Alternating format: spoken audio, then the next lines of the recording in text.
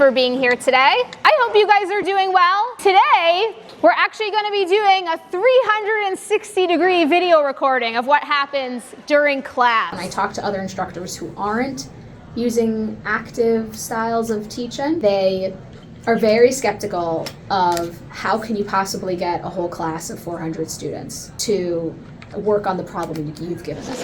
Oh, did you? Yeah, I did. Oh, yes, I did. This is why everything that you do in a small class, you can do in a big class. You just have to shift your method for creating motivation for the students. In the beginning of the semester, I spend maybe 15 minutes telling them why I like to teach with active learning, telling them that their grades are going to be higher. So our lecture today is Mendelian genetics. Here are our learning objectives, the list of things you need to know how to do. We're going to start with 2 genes on 2 different chromosomes. We're going to make some predictions based on what we know about how chromosomes move during meiosis, okay? So what are the possible combinations of alleles and gametes produced by both Jim and Nellie? Okay, so you can work on that. I really like the energy of being in a big class. Like, I think there's something really cool and really special in actually creating a community of 400 people who are sitting in a room and may not necessarily want to be there and may be a little bit fatigued or have other things on their mind. Like you'll do this across from this?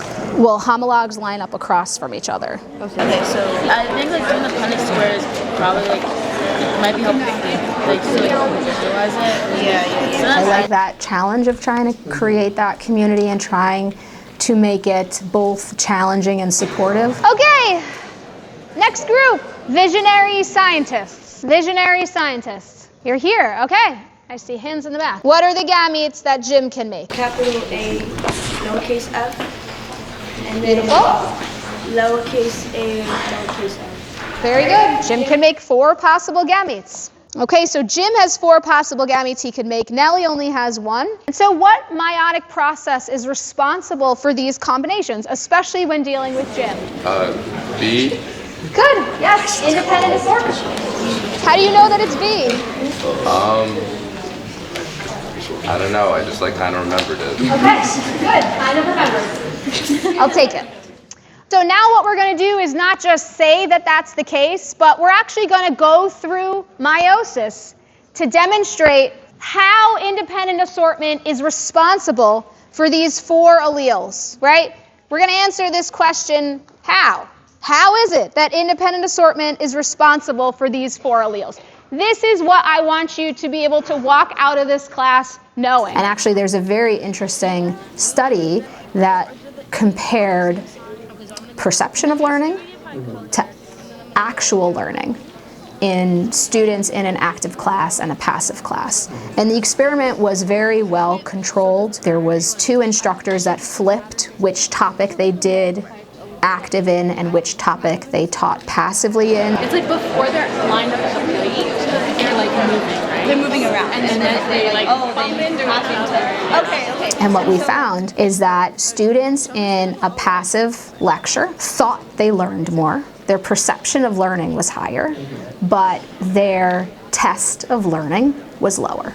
They scored lower. Wait, so it doesn't matter based on I think it just matters based on the learning. So like the like types always just have to be like opposite to each other? I feel like the same. Whereas students in an active learning class, their perception of how much they learned was lower because they were dealing with the cognitive difficulty of wrangling with the material, and that is uncomfortable. They could see their misunderstandings, they could see their gaps in knowledge right away, which is the process of learning. So their perception of their learning was lower, but their test of actual learning was higher. I think that is what we learned. Yeah, because like when they split apart, they have to. Yeah, you're right. In terms of how do you get the most students to succeed as possible, there is an answer to that question. We do know what works. Can I show you something? So Jim has 4 possibilities. Nellie has 1. Now we got to combine them.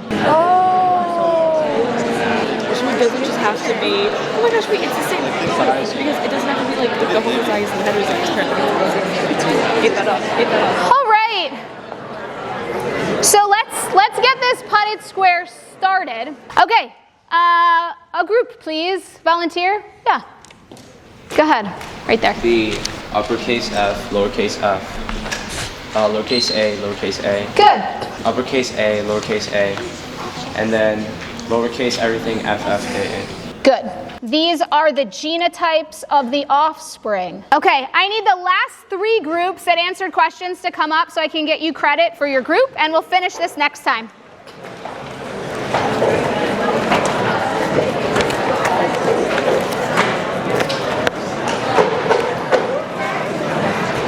So y'all can come over here. This class specifically, I feel like really engages me because it starts off small instead of like a big question that I need to figure out all by myself. So it really helps me learn the concepts. Do y'all like explaining stuff to each other?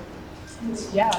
I think it's really helpful because we also get to do that in class, but because of the group formation, if we have questions outside of class, that continues because we build this trust through explaining stuff in class, and then we, can talk outside of class, and at least you know someone who's in the same class with you and has the same content to go through. If I can make them laugh, then I'm like, okay, everyone's happy.